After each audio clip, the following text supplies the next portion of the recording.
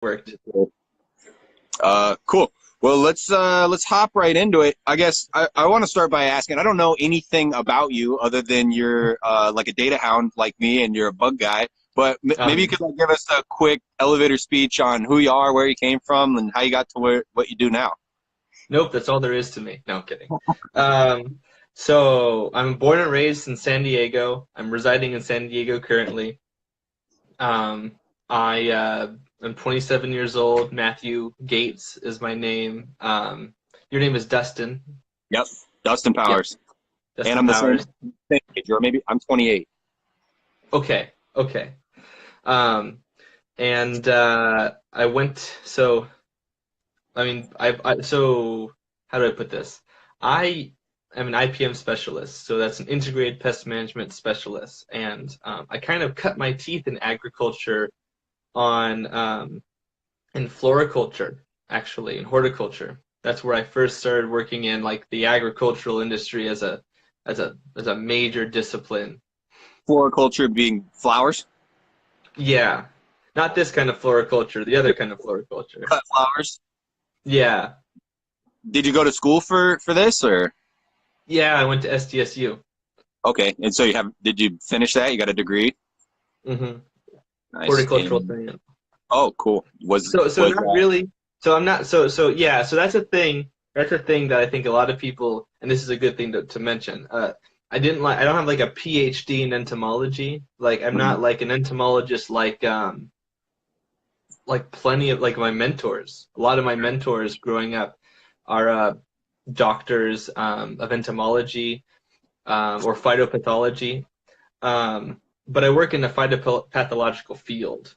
Okay. And I've also worked as a lab tech and things like that as well. So that's where a lot of my interest from genetics comes from. Okay. Also, like one of the first books I can remember reading was like an evolution book that was like pretty thin, kind of big with lots of pages. So I've always been interested in that kind of stuff too, and it's so important for plants, right? With resistance and things like that. Sure. So now you're working as a private consultant, or do you have a full-time job doing this too, or what do you got going on?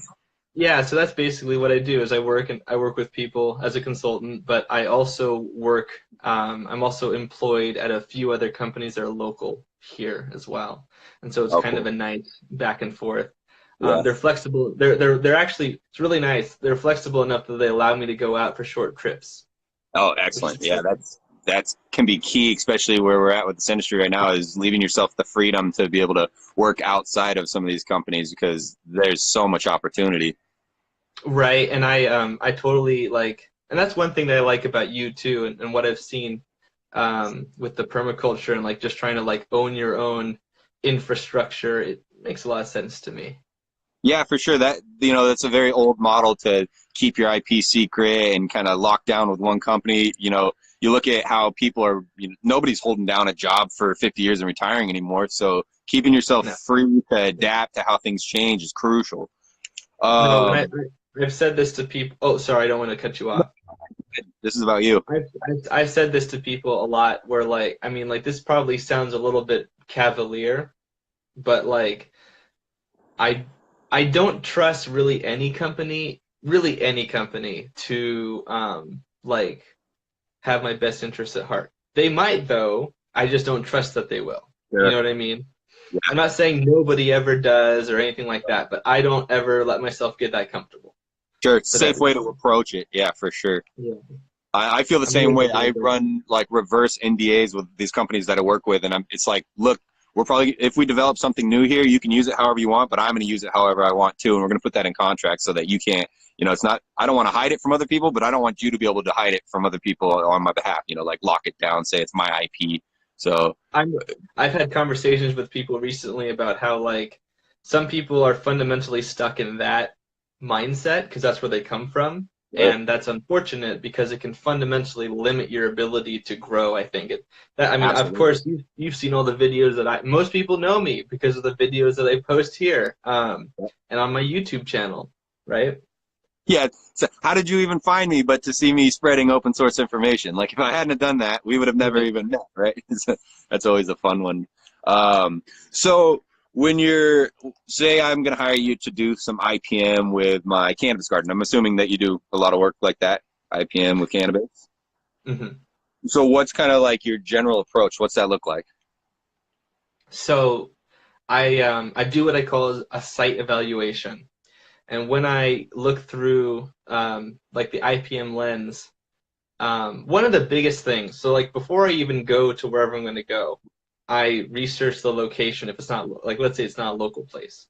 Um, so I like to get information, even like sort of obscure data, um, like how high is the elevation, or like what are the plants like. I always try to familiarize myself also with the like extension agency if there is one that kind of operates close there, or if I'm not familiar with it already.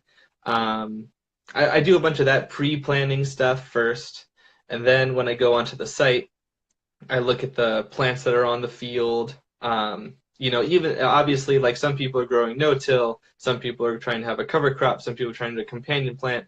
Some people grow the vegetables that they eat on site, right? All of those things come together, and just assessing like all the plant life and all the flora and all the fauna that I can within reason, depending on how big it is and that kind of a thing. And then, well, one thing that I like to do before I go there is I like to see what some of the pests that are already there are, because cannabis is such a new crop. I mean, it's a new crop, but it's an academic. It's more allowed, right? So one important thing to do is that there's always going to be pests, and there's going to be new pests, and this is true for, I mean, plants we've been growing for millennia, so it's going to be true for cannabis probably. And most cannabis pests aren't specialized on cannabis. Mm-hmm. Right. Right. So Overlap. right. So that's another part of that. So I just like kind of keep a very open mind about what may or may not be infesting cannabis until we like really like have a good decade or two probably of like intense research going on. Of course.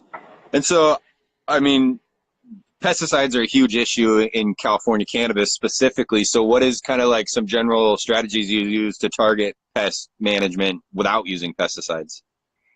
So like biocontrol agents, right? So like predatory mites, um, parasitic wasps, and that kind of stuff, depending on where you are and what your setup is and what your finances are, like that, those all factor in too, because like Of course. sometimes, right, because like some places you just can't, you can get certain biocontrols in America, for example, in either of the Americas, Sure.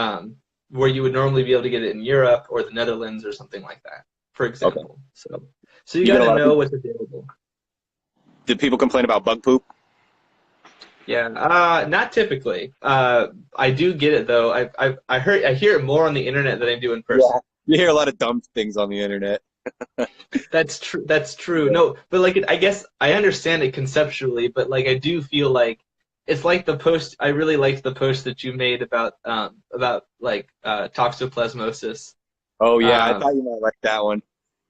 There's yeah, definitely like this is it. this is probably not an endearing thing to say on the internet in this age. I mean, cats have been such a like meme for like the Sure. entire like modern internet, right? So I'm probably going to make a lot of comments, bad comments when I say they're not great for the ecology. Like there Oh are no, studies that, they're fucking up birds and all sorts of rodents. Yeah, all in the selfish right? needs of humans for pets. Yeah, I'm not a huge fan I of cats. understand. I respect the I shit out of understand them, but needing a mouser.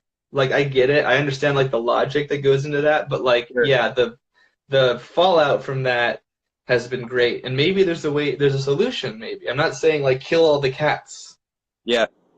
but No, it's like just they need to be in a holistically managed system. Like we have one farm cat on the farm because cool. our farming has increased the amount of rodents exponentially. So you got to have some balance because there's not enough predators. Now, if there was enough Right. bobcats out there, I wouldn't need to have a little house cat, and we'd be good to go. Sure, and if you have like a local infestation like on your farm or something, then they're going to get a little bit out of control, and that can happen. So like I Right. understand that, and I'm not like an advocate for like euthanizing all of the like but like I Right. do think it's important to like really consider that like the academic literature is pretty solid on this. It's not just some person who's like anti-pets. Sure, but I think at the very least we need to spay and neuter cats, and that sounds a little ridiculous, but like I didn't really notice it until I moved to the little small town that I'm at, and the feral cat population is out of control, to the point where they're out there rounding up cats every day, getting them spayed, neutered, and putting them back in, and it's still a crazy problem. So, I mean, at the very least, we can do that. Right. But you know, I mean, like it's difficult. It's hard. It's kind of out of control. Really, what it is out of control right now, is what it Sure. is, I think. And it could be Yeah, yeah. less. It could be more in control, right? I agree. Yeah, we've a lot of people let their emotions dictate their decisions instead of logic, and then a lot of people will take a hardline approach like, oh, we need to get rid of all the cats, and that just divides people. So that's not a Right. solution, right? And No, that certainly not. that's a bigger problem in the country as a whole with any problem, right? Somebody has one opinion and the other person has a diametrically opposite one, and then they fight over the middle ground. It's ridiculous. Mm-hmm. Mm-hmm. So much of politics is that, right? Just Yeah, fundamentally. everything. It's wild. Just humans. That's a very human tribal thing, I think. Sure. So what do you think about russet mites? I saw briefly a bunch of comments where people said russet mites. So we got any like quick and easy solutions there? Yeah.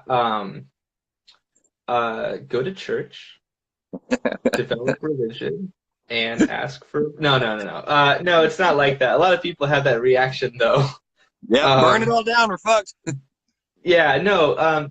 So my favorite solution, and this goes back to the permaculture thing that we were talking about before, is that there are a few solutions. I think on a grand scale, on a strategic scale, globally, one thing you can do is not eradicate all the cannabis plants out there, but if you can try to curtail like some of the ditchweed, you can have some beneficial effects there. Now, maybe that's not a good cost benefit analysis for other things you could be doing with that.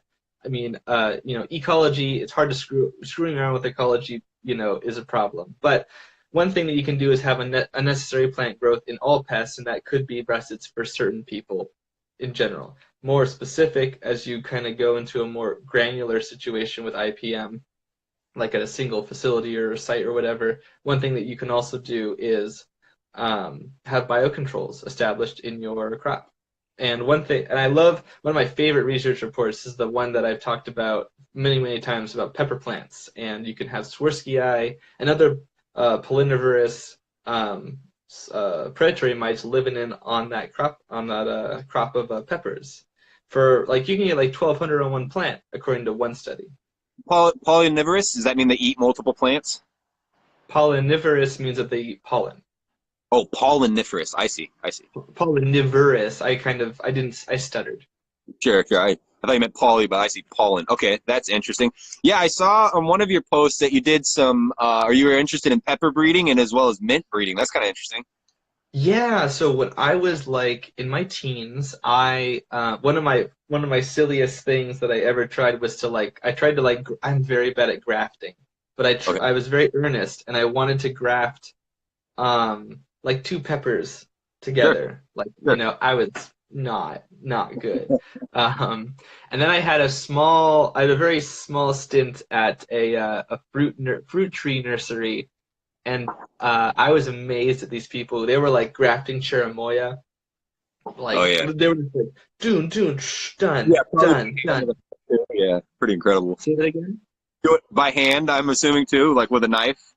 And quickly, yeah, it was impressive. I was genuinely impressed. I'm impressed with anyone who can pull that off. But Wow. yeah, I would breed peppers like some people breed cannabis. Sure. Uh,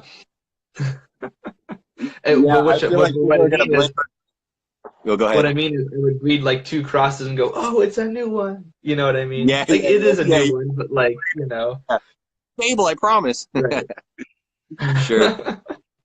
I feel like people are going to blame us for collusion because you are an IPM guy and I'm out here trying to spread ditchweed throughout Washington. Oh, And right. then you get on here and say that ditchweed's where all the mites live. Oh, Uh-oh. no. Well, let's just put it this way. It could be. It probably is. There, Russet mites like weed, and if it's growing all over. Well, the thing about the hemp russet mice is they're specialists, so they don't feed on anything else to our knowledge. To our knowledge, but again, we could have a Yeah. little So, bit more research to confirm it. so if I got ditchweed spreading all over the Northwest, everybody's fucked. It could be, but there could Yeah. also be beneficials that keep that population in check. Yeah, like pigs. Pigs are gonna eat the ditchweed. That's the whole plan. So yeah, so that's what I'm saying is that like if they're not like if it's not unrestricted, right? If it's not unrestricted growth, I don't know, man. Nobody. It's like the blackberries, right? Like the guy that spread the Himalayan blackberry up here. It's right? everywhere. Like I can look over. Look, there it is. Everywhere you Yeah. go in Washington, you can find some fucking blackberry everywhere. You might get that problem. You might end up getting that problem too. But like, I mean, yeah, I don't want to.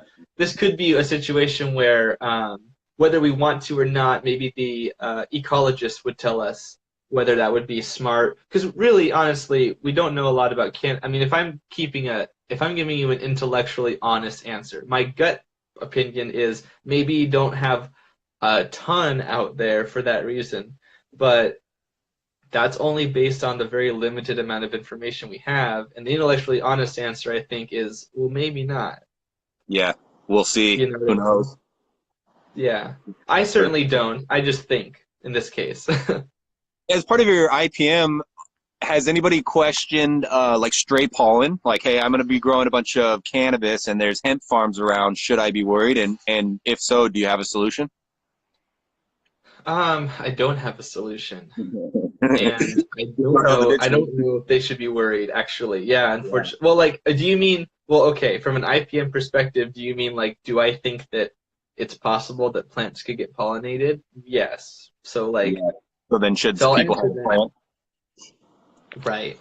So, Is like, there a solution? right, like, I don't, like, I mean, there is the cannabis cryptic virus that I was talking about before, but, and it can spread, if I'm reading the research report right, it can spread through pollen and through egg. So a male can carry the virus in the pollen. Very, very rarely this is the case with plant viruses. What do you mean egg? Like the ovum of the Okay, gotcha. Plant, yeah. not like an actual egg, but you know I what thought I you meant mean. maybe bug egg or something. Yeah, I follow. Oh yeah, yeah. Some people ask me about russet mites if they can like bore into the like hull of the seed and like reside there, and that's as far as I understand, that's not the case. Russet mites have very bad, like they're not very good. Sure. Most russet mites are actually not pests. There's like 6,600 species. What do they just feed on other bugs?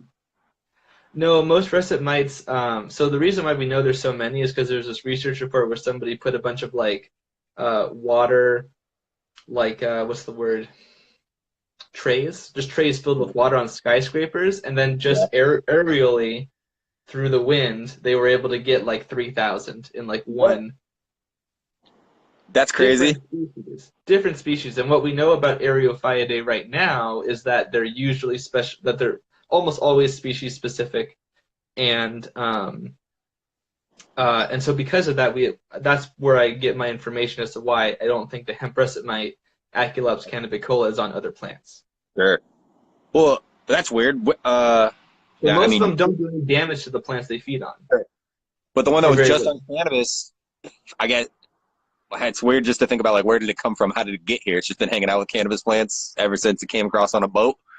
Like, literally, yes. As far as we understand it, as far as I understand it, yes. Oh, that's very Which is why weird. I make the ditchweed, yeah, which is kind of why I make the ditchweed comment a little bit, right?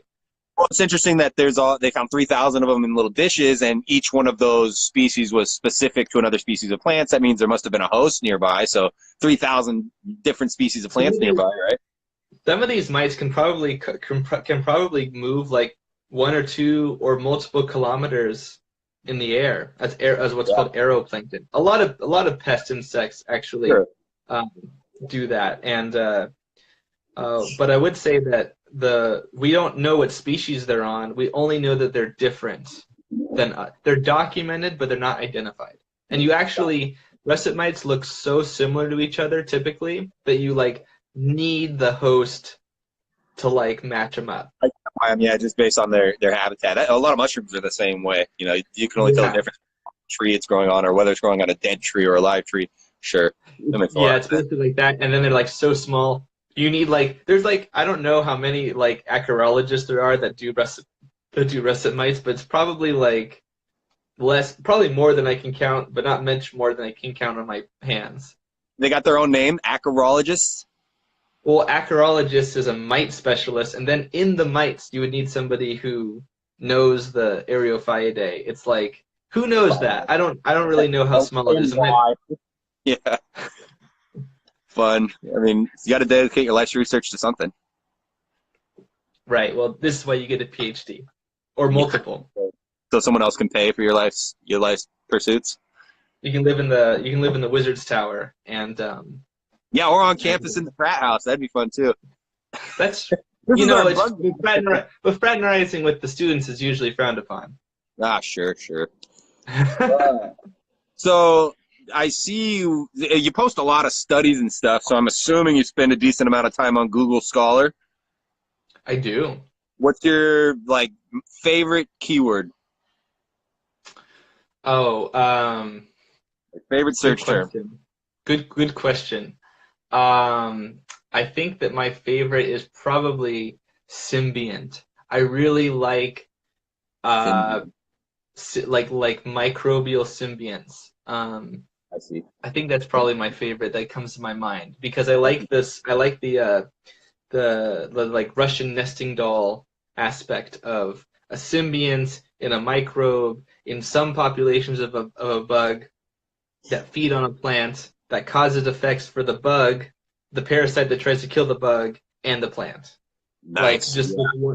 just this one little thing. Or you have a hyper symbiont on the symbiont, and there's a frog on the not on the log, and the it's like that song.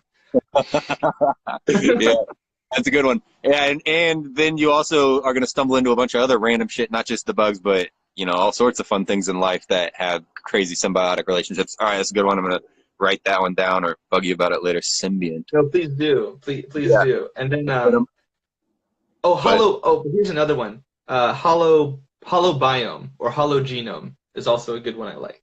hollow, like spell that one. Like hollow, like HOLO, like okay. holographic, Yeah, yeah, yeah, yeah. And like holistic. yeah, yep. Okay, so same root. Hmm. Interesting. And that's like all the genomes of all the like the microbial like the microbiome, right? Is Hmm. all the microbes in the the virome is all the viruses known in the humans. For example, a human virome. Yeah. So like the hologenome is all of those genomes in a single unit, whether it's a person's body or a forest or And you can like the take, yeah, earth. you can extrapolate that out as far as you want. Like there's an Earth hollow geome, right? Okay. Exactly. It would be all the genomes of all the creatures everywhere that have genomes. But it can go fully micro too. Like you can apply it specifically to like a person, like you said, or very specifically the hollow genome of mites. Yeah, or like a cells or like this or like in a certain like yeah, like a little microbe. Like what are all of the viruses that infect this microbe or something? How do You you could spell do that? that. The first one you Hollow mentioned, right? Yeah, I got that one. Someone asked, "How do you spell the other one you mentioned?" What did you say? Symbiosis or symbi? symbiont, like Symbiont, symbiont, Oh, or symbiont. yeah, symbiont. Meaning about derivative, but yeah, sure. Okay. It's the same. Yeah, I mean, like Yeah. I don't. I am fastidious and pedantic. So I usually try to get that right, Spell but those two. I get things wrong. No doubt. Yeah. Um. So what?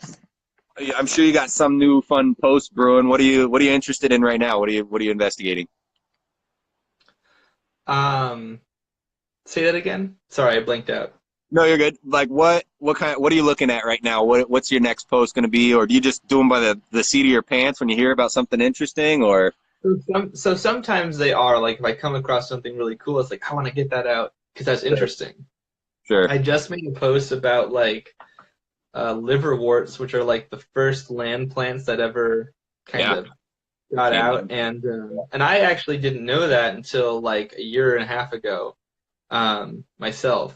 or maybe I learned it and forgot it, but like I relearned it at least then, uh, and it was cool because they were researching. The researchers were looking at how a Pythium or a Phytophthora um, pathogen infected it, and basically they're trying to look for like the evolutionary Mm, like the immune system of plants now, but like tracking it back to right. like the beginning. And trying to see if like a virus instigated the change that caused the evolution. All kinds of things, like what pathogen caused, like what was the interaction that caused these genes to change, or what Right. has been conserved like in a gene family um, in such an ancestor, right? So like kind of like because and here's another thing. I don't know how you feel about this, but personally, when people tell me like if a plant is healthy enough that it can like be immune to all these Sure. problems, and I don't necessarily agree with that. I do agree with the sentiment that a plant that is kept a specific way, whether you call it healthy or not, like that's kind of a nebulous term because like a wine grower might like let their soil dry out a lot because it makes the fruit change so they can make certain kinds of wine, but they still keep the plant relative healthy in all these other ways. Uh-huh. What you call healthy or not is kind of weird, but regardless, then if a plant is healthy enough, then then pests will not be as they can fight off diseases better. Sure, they can fight off pests better. Absolutely, but like immune means something very specific, Of course. Yeah. Um, and resistance is a gradient. of course. Of course. Yeah, because you could be resistant to one mite, but you got 100 million of them. Resistance might not quite be the same. Sure, and like if resistance means like it feeds a little bit or a lot less, but it still kind of like will feed a little bit. But yeah, if you get like 100, you Yeah. might have you might have the pest like with two-spotted spider mite, like Tetranychus urticae. It's so good at adapting to new cultivars of species or new species in general. It's on 1,200 different plants. Its genome is meant to be very plastic. So like, you're dealing with something that's like made to adapt. And so when Right. that happens, you might have a resistant cultivar for only a few years or Hmm. 6 months. Yeah. And if you're growing 200 acres of it, you might be fucked. You might not even be able to. This is the same thing with like chemical pesticides too. Like, not that people should be using, but like natural or artificial, like things adapt always, always, even biocontrol agents. Although I know Sure. that's a contentious point. Yeah, yeah. Well, you got like in here a couple of comments have mentioned just in this last bit about using terpenes for IPM, which I'm sure have the same thing. These might, they may work the first time, but the mites, if one fraction of 1% of them survives and breeds, and now is resistant to your terpenes, and oh well, superbugs, right? That's a real thing. That's a real thing, right? Yeah, and that's actually one reason why I'm like cautiously optimistic um about that use, about using terpenes. I think it's a really good idea, a cool idea to utilize natural compounds as much as possible. Sure. It's kind of like alcohol, right? Like to sterilize something, like something very fundamental has to happen to the way that it controls the way that it controls the microbe is like not a thing that is easy to adapt to. Something very fundamental about the microbe has to change in order for it to be more, depending on the microbe. But Right. um, and even some microbes aren't affected, or you need a certain amount of time, or whatever. So like, Yeah, um, or third volume. Yeah, like in here, still rolling says, has that happened with terpenes?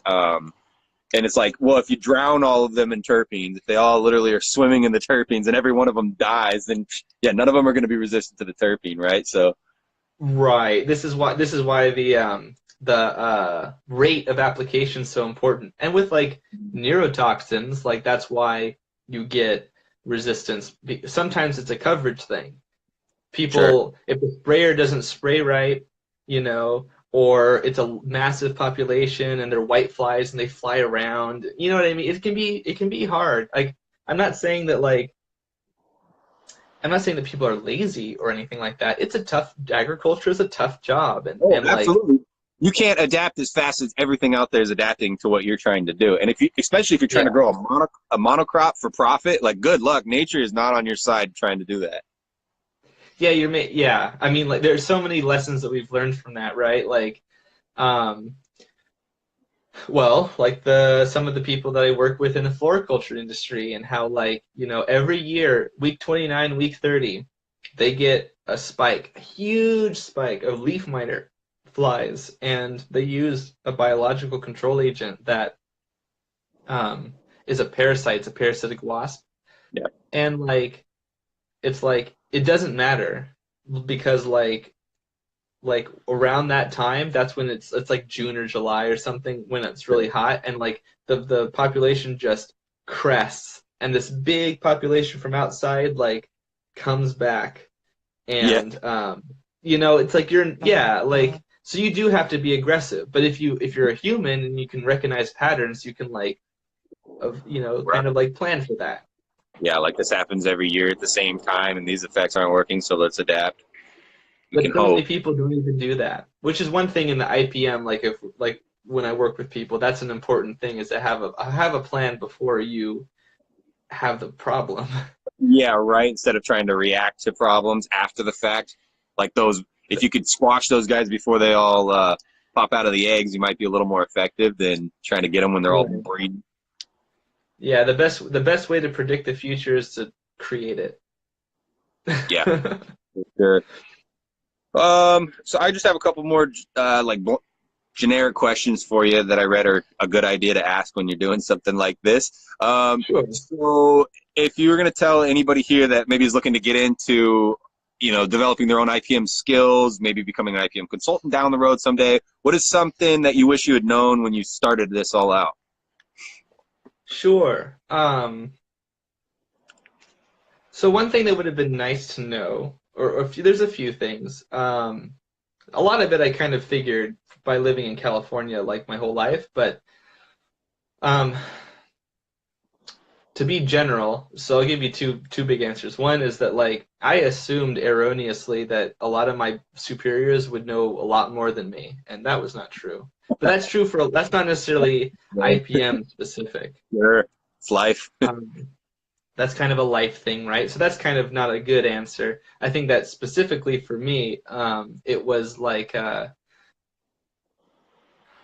there's a lot of older people. There's a lot of older people in this industry. Like, I think the median farmer age in Pennsylvania is like 65.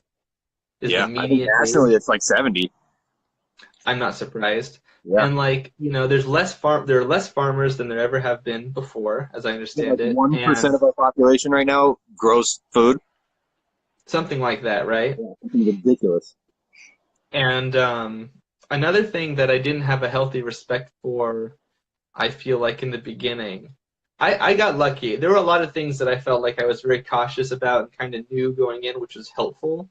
But one thing that I didn't really have a lot of respect for was like just the variety of life that exists, and like all of the different, like, I love it, but I didn't realize how much there was, and like differences, and like formulations for certain compounds, or like the various different biocontrol agents. And now it's something that I didn't know it, and when I found out about it, I latched on, and I love it. And so that's why I'm so technical about it now. It's because I find that so fascinating, and it's really important to consider, like, this cultivar grows one way, and this cultivar grows another way, and we can't use the persimolis on the hairy tomatoes because the trichomes affect them. Like, that's the kind of esoteric knowledge that growers never get. And these older people are so set in their ways a lot of the time that they don't want to change, or it's not something they can do. Right, can't afford to change. They can't afford to. Yeah, a lot of reasons. I'm not trying to throw anyone under the bus. No, for sure. Old people have more risk, like if they change and shit hits the fan and you're 65, it's a lot harder to restart.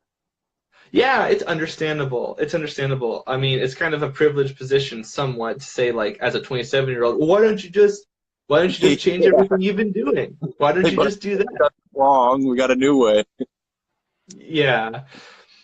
If you were an elf and you lived forever, maybe that would be an option. Yeah, that'd be great. Yeah. Coming. Yeah, maybe our generation. Maybe we'll be the transhumanists. I guess. I don't know if that's a good thing or a bad thing. Okay. What's something that you failed at? I this is a pithy answer, but I failed to I failed to be a good employee. Yeah, Um, I'm a I thought you terrible. would I think you'd appreciate that. Yeah. I couldn't leave well enough alone. See, my job was to be the IPM, basically their IPM facilitator, and the one company in particular that I worked with was like this. The supervisor was just not having the new information. He's just not appreciating the fact that the administration's very politely going, "Hey, you should do different things. Here's this person who like knows about this stuff." And no. So I couldn't leave well enough alone. I was a dogged, like enthusiastic person who wanted to be like, no, this is the information. Here's like and it made me it made me one of those people who always has to back up what they say with evidence, or always is not ready to like say anything without like being able to like launch a missile. Oh, you want to hear? Oh, this, don't take my word for it. Boom, there's a research report. Oh, there's a research report. You know what I mean? Yeah. That's Here's the maybe a science. Science says it. was that the answer? Was that answer kind of like saying like, "What's your greatest weakness?" Oh, I have no weaknesses. Like, Yeah. truly, I have screwed up. I've misidentified. I mean, there's a lot of things where I'll either misidentify something, or you just give the wrong call. Sure. Everyone does it. Yeah.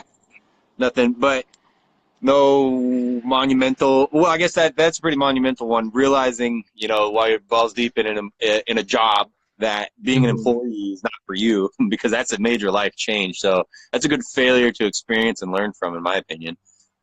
One thing, yeah, let's see. Like, I'm sure that I have one. I'm not trying to sound like, oh, I can't think of a time. Sure, I put But you on the spot though, so it's let's go to the next question. I'll come back to that. okay. This is my last formal one that I have, and I was thinking we'd probably maybe open up to just some light questions from the audience after this one. But Ooh, I like this that. it's like a cop out. But is there anything that you might have expected I asked that I didn't? Did I miss anything as an interviewer? Like, if there's something you wish you could have said, but I didn't give you the opportunity? No, you've been very nice. Okay, But good. I like your permaculture. I like your permaculture stuff, and I think I like to geek out about like we kind of talked about it, but like ecology and like how if you're trying to incorporate agriculture with like natural systems and Sure. holistic systems, like I always like to say that IPM is a holistic system. It Of is course. not just using biocontrols. Sure. It's not just And we have bugs. That's the problem. It's it's everything. right, and so I think we got to talk about that a little bit too. But like permaculture and agriculture and making the conventional kind of hybridize and perhaps even be overmatched by the more permaculture type works. I think that's a really cool thing, and I think that in this world of the internet, we can. I mean, I wouldn't have been able to get access to any of the information that I have access to pretty much without the internet. Sure. That's not an exaggeration. Yeah, no, that's real. I mean, we live in the greatest time to be a human, at least for communication. Like, there's never been a time like this where we can communicate with everyone on Earth and all knowledge is immediately available to everyone. That's pretty insane. Yeah, there's still some like things that are regressed and we can't always get access to them, but it is true. Like for the vast majority of things, like I'm just happy that that is possible. And I will say this, I do credit most of my like learning from like not school, both before school, which really prepared me for, like just the naturalist in me that allowed me to like love bugs and well, nobody's gonna care about this when I grow up. And hey, actually, you live in California. People care about that a lot. It's just a lot Yeah. of people don't want to touch them. Yeah, absolutely. Bugs are important. Most people just don't want them in their house. Right. Yeah, exactly. So that was helpful. And then afterwards, most of like, like I have a friend of mine who's a PhD, and sometimes I have her help me like get access to files because like I don't have access to the library or something. And it's been not she commented bemused that like she works with PhDs all the time, but I'm probably the only one that she knows that looks for so many and reads so many. So Well, yeah, and that that issue runs deep in all of the kind of medical field and in a lot of professional fields is where they get so tied up with their job and they don't have time to oh spend yeah. trolling the internet for research papers and they fall behind and all of a sudden you look back and you're 65 years old and stuck in your ways and all the young people are blowing up everything you've done because the internet's out there. A really interesting example I've seen is Egyptology, where they've all they've built these careers on these textbooks on what they assumed was the right way. And now that we have this research coming out to say, hey, maybe the Sphinx is older than we thought it was, or maybe Egypt's been around a lot longer. And it's like, well, everything I did over the last 40 years was based on the opposite being true. So I'm just going to turn my back to it. And I'm not going to spend any time researching that. So we see that in a lot of different industries where they're either stubborn or they just don't have the time to keep themselves updated. Like medical nutrition is another huge one where that's just most people don't have the time. Like, I have a question for you. This is totally like, do you think that if humans were effectively, I mean, let's not consider any of the ramifications of this like question. Like just in this particular case, Right. do you think that like if humans lived a lot longer or maybe even like essentially forever, like not considering the reproductive, all that kind of stuff, do you think we would be psychologically more likely to be more accepting of knowledge like that? Or do you think we would be even more stubborn and like people who would like live for thousands of years would just be like, no, veto, like, you know what I mean? Yeah, no, I hear what you're saying. And my girlfriend and I just like binge watched the HBO series True Blood. And the premise is that there's like these vampires that have been around forever. And in that case, most of the older ones get wiser and they're like, oh, maybe we shouldn't eat all the humans and maybe we should live in symbiosis with it. But they're vampires and humans are fucking stupid. So no, we'd probably be completely entrenched in our ways, I imagine, as we currently are. And I think I feel everybody's like that's jerking true. off all the time. There's just be a bunch of porn and jerking off. So no, I think living longer is probably not a good thing for humans. I think we'd be worse. It's like when you consider the atrocities, right? Like that have happened. It's Yeah. hard to argue with that, honestly. Like some other fundamental things would have to change about us, not just our lifespan, right? Probably. Sure. I agree with you. I agree with you. Yeah. And then because the real, not so much living forever, that's not what interests me the most. It's what something I hear on Joe Rogan more and more lately, smart people talking about is what happens when everything that we're thinking is immediately available to everybody else. Like, because we're only a couple steps away from that, right? Right now I got to hold this phone to talk to you, but we can't be more than a generation or two away from that being completely integrated. And that's just a couple steps away from our brain just, directly communicating with each other. What the fuck happens then? So there's this really great Star Trek: The Next Generation episode, and you'll be able to, anyone who's listening will be able to find it because it's the only one in binary. I don't remember what it says, but the Federation talks with these things called the binars, I think, and they're basically like that. They are able to, they have like at birth, they replace like part of their lobe with like basically a one-to-one or a one-to-multiple like server, and they're able to communicate in high speed to each other and seek consensus, kind of like the Geth if you play video games or things like that. And Yeah. I won't give away the show, but I think that's a really interesting thing. Yeah, it is because it changes human psychology. Absolutely. Like there's no more lies. There's no more, hiding anything. Everything's completely out in the open. And honestly, I think it's going to make us better. Well, in the binar, in that case, they are capable of deception, and they do. I won't give away the show, but they do deceive. Yeah. But you're talking about like a literal like a hive mind or like a multi-consciousness sort of like feed that's like unfiltered. Sure. I think that's where we're going because we're kind of close. We're kind of close to it right now. There's a little bit of a filter in the lag between your brain and your thumb and your phone.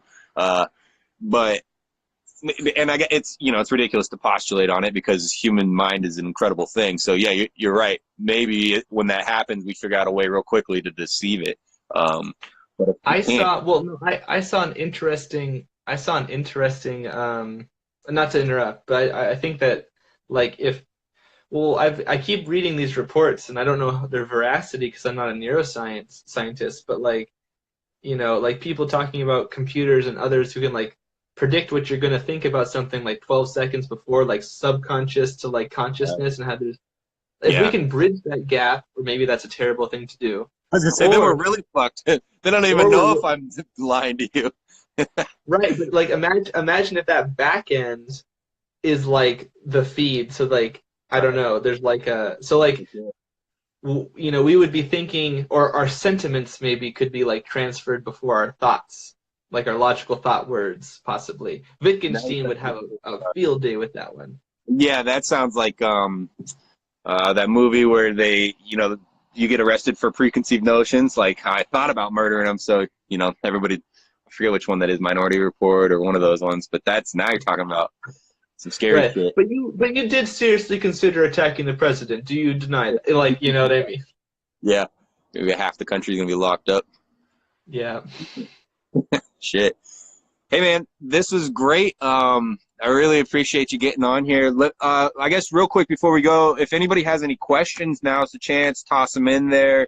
Maybe we'll go like 5-10 minutes if anybody has any. If not, we'll close this up. And after I get back through the run, I'm definitely going to put you on the list, and maybe we'll do a longer form podcast. I'd be down. Yeah, probably a couple months out. I got a bunch of affiliates I'm going to do this with first, but I'd love to do a longer form with you here in a bit. No, I'd love to do that. That sounds very fun. Cool, man. Let's see. We got one right here. You see that? Synchangel was a farmer in California. Other than that, what would my major crop be? Probably cannabis. Other than cannabis, right? Peppers doesn't sound.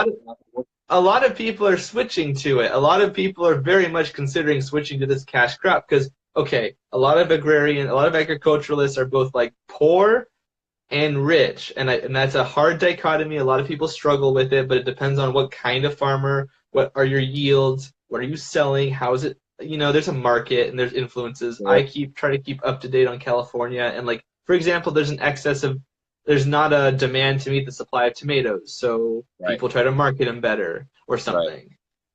Right. I don't want to be stuck in a situation where I have to like over market my product, I guess. Sure. It's kind of where we're at with, I mean, our whole system is not even I grow food to show other people how you can grow food like we grow food, and people pay to come visit the farm and see and eat the food. I'm never selling food. I don't give a fuck about selling food. I'm selling experience. You know, the idea. That's definitely a thing. A lot of people don't realize the power of that. Especially in California. Fuck, that would be my crop is education. Educational crop. Well, me too, right? Sure. I plant the seeds though. In the brains or in the ground? Both. Mark, when are we doing this again? It sounds like Sync and I will probably do a little longer form conversation, I guess, here in a couple months, and I will be doing these. Target is weekly, probably bi-weekly with all of the Good Life Gang affiliates. So that's when we're going to do this one again. Look, we got any thoughts on high Brix levels and pest resistance? Sure. I mean, I think it really depends on the species of plant you're talking about and a lot of other factors and what the pests are, because some pests are like, they're not going to, it's so, I hate giving this answer because my answer to a lot of things is, it depends. And that's not a very satisfying answer. But I do think that but like quick hot take, yes, they help. Yeah. Like, but no on the immunity, yes on the resistance. In general. Gotcha. Yeah. And if they're in the right level, if they're more, that can also be detrimental. They should be at the right levels. And that depends on how you're growing and a lot of other things. Of course. Cool. Well, I think we'll wrap this up with my dad's question. What are my thoughts on African tree goats? And the answer, Dad, is that goats go in trees on all continents, so it doesn't matter where you're at. So I think we're going to go ahead and wrap this up. It's been real, man. I really appreciate your time, and this was fun. It was very fun. I'm looking forward to the next one. My YouTube channel, shameless plug, my YouTube channel is Zentanol. If you want, do you want to like put this up on your channel or whatever you're doing, or do you mind like sending me the?